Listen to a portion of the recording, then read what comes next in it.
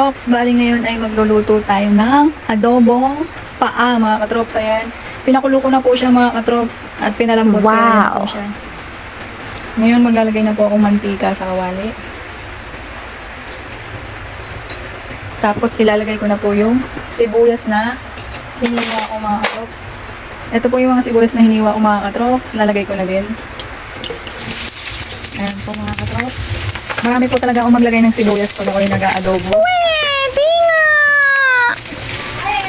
At pag medyo nag-brown or maluluto na po yung sibuyas natin mga katrops, lalagay na natin yung paa ng manok mga katrops. Ito po. Woo!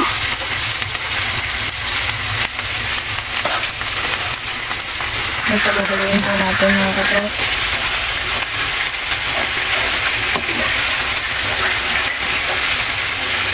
Tapos po, ayan, titimpla na po natin ng toyo.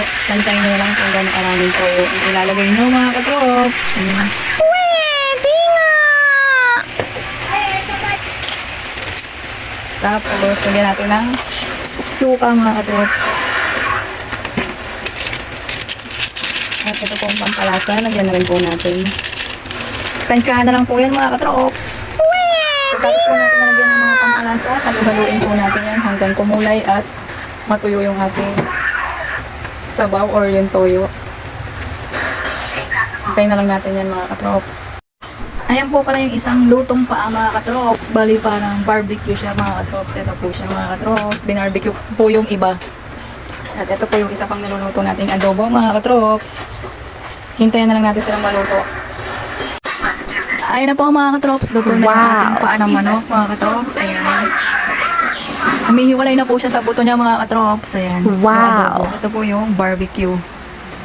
Ayan po mga katrops. Kain na na. Kaya hanggang dito na lang po mga katrops. Salamat po sa panonood. Ingat po palagi. God bless. Bye-bye.